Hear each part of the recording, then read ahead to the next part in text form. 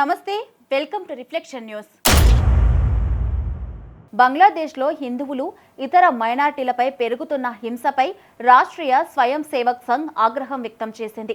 ఈ దారుణాలపై ప్రపంచవ్యాప్తంగా మద్దతును కూడగట్టాల్సిన బాధ్యత కేంద్ర ప్రభుత్వంపై ఉందని, తక్షణ చర్యలు తీసుకోవాలని రాష్ట్రీయ స్వయం సేవక్ సంఘ్ పిలుపునిచ్చింది.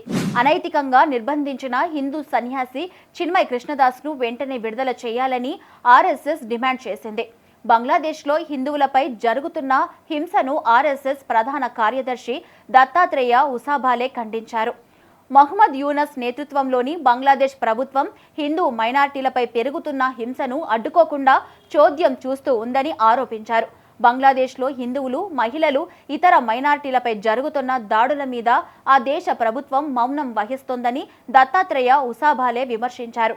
హిందువులపై దౌర్జన్యాన్ని ఆపాలని, పక్క దేశంలో మైనార్టీలపై జరుగుతున్న దాడులను అరికట్టే దిశగా భారత ప్రభుత్వం ప్రయత్నాలను కొనసాగించాలని కోరారు. బంగ్లాదేశ్లోని హిందువులు, మహిళలు, ఇతర మైనార్టీలందరిపై ఇస్లామిక్ ఛాందసవాదుల దాడులు, హత్యలు, దోపిడీలు, దౌర్జన్యాలు చేస్తుండడం ఆందోళన కలిగిస్తుందని, దీనిని రాష్ట్రీయ స్వయం సేవక్ సంఘ్ ఖండిస్తున్నట్లు ఆర్ఎస్ఎస్ ప్రకటనలో తెలిపింది.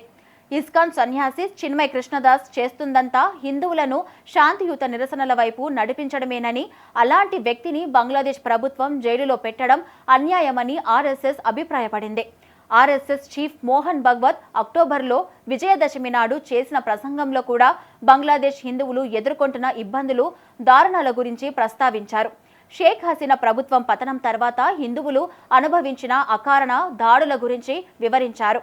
తమపై జరుగుతున్న హింసను ఆపాలంటూ ఆగస్టులో వేలాది మంది హిందువులు ఢాకా చాటోగ్రామ్లలో వీధుల్లోకి వచ్చారు. తమ కమ్యూనిటీ సభ్యులపై దాడులకు జవాబుదారీగా ఉండాలని ప్రభుత్వాన్ని డిమాండ్ చేశారు. కానీ యూనస్ ప్రభుత్వం హిందువుల అణిచివేతకు, ఇస్లామిస్టు శక్తులకు మరింత తోడ్పాటును అందించింది. బంగ్లాదేశ్లో హిందువులపై దాడులు స్థానిక, అంతర్జాతీయ వర్గాలను ఆందోళనకు గురిచేస్తున్నాయి. విద్యార్థుల తిరుగుబాటు తరువాత షేక్ హసీనా ప్రభుత్వం పతనమయ్యాక radical Islamic elements Hindu minority సమాజాన్ని లక్ష్యంగా చేసుకుని దాడులకు తెగబడ్డాయి. ఈ ఉదంతాలను ఖండిస్తూ ఆర్ఎస్ఎస్, విశ్వ హిందూ పరిషత్ భారతదేశవ్యాప్తంగా నిరసన కార్యక్రమాలను శ్రీకారం చుట్టాయి. మోదీ ప్రభుత్వం బంగ్లాదేశ్ ప్రభుత్వంపై మరింత ఒత్తిడి తీసుకువస్తుందని సంఘ్ పరివార్ ఆశిస్తోంది.